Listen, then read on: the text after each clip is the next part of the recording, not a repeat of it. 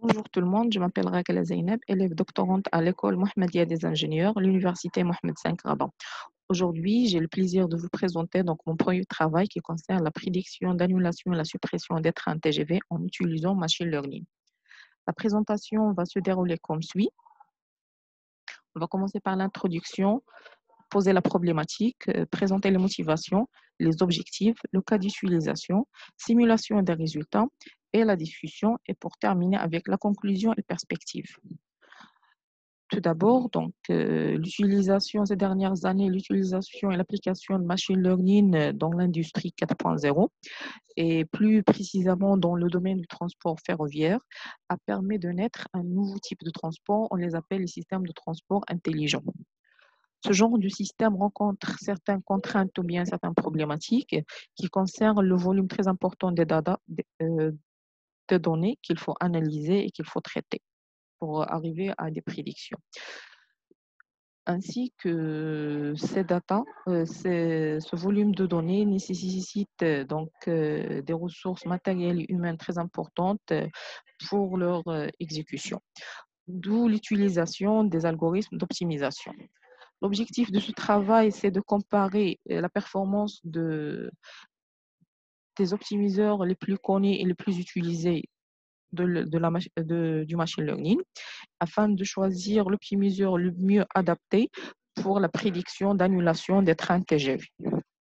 La motivation de ce travail vient du fait qu'un train annulé, qu'il s'agit d'un train voyageur ou bien un train marchandises fret, peut avoir des dégâts conséquents en termes de dégradation de la qualité et la réputation de l'entreprise et un impact financier sur l'économie du pays puisque un train annulé peut impacter le reste des moyens de transport. On peut avoir un effet papillon sans s'en rendre compte. Le, le cas d'utilisation qu'on va voir, on va utiliser les données accessibles en public de la SNCF, la Société nationale des chemins de fer française.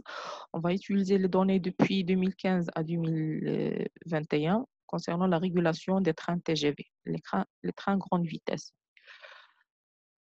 Le premier graphe, il montre l'évolution du nombre de trains annulés depuis 2015 jusqu'à 2020, avec un pic très élevé qui a été constaté dans l'année 2018, qui était causé par les différentes grèves nationaux au niveau de la France. Bien sûr, en 2020, le nombre n'était pas assez très important parce que, comme vous le connaissez, à cause de la pandémie du coronavirus.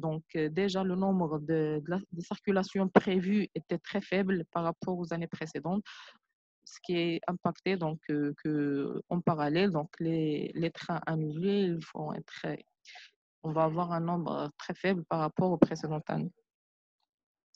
Tout d'abord, il faut signaler qu'un train annulé, on a plusieurs figures d'annulation, bien de suppression des trains.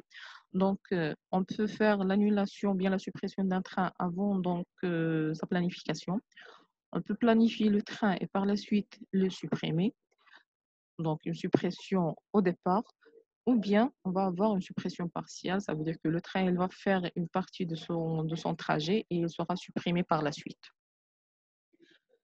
On a mis à l'épreuve 5 algorithmes optimiseurs, Adam, Adamax, Momento, Atagrad et MS propre.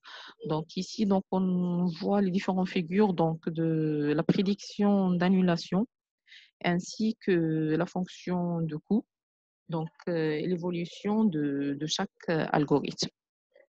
Selon ces figures et ces graphes, l'expérience qu'on a tenue, il a montré que l'algorithme RMS Pro est le plus performant parmi l'ensemble de ces algorithmes. Il a été suivi par Atagrad, Adam et Adamax. Par contre, Momentum reste le plus faible parmi ces 5 algorithmes en termes de performance. La conclusion de ce travail, il montre l'importance de l'utilisation des techniques d'optimisation de le machine learning. Il ne suffit pas de faire la prédiction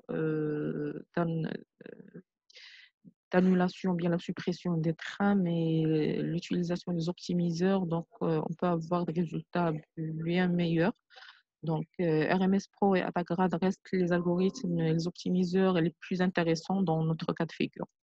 Ce travail, il va être enrichi davantage. On va suivre le travail pour la prédiction et la classification des causes d'annulation. Par la suite, comme on a vu, donc, il y avait la notion des grèves, le corona, qui étaient des événements spéciaux, mais on va essayer d'avoir donc un travail dans lequel on va essayer de lister les différentes causes possibles et faire la prédiction de ces causes. Merci pour votre attention.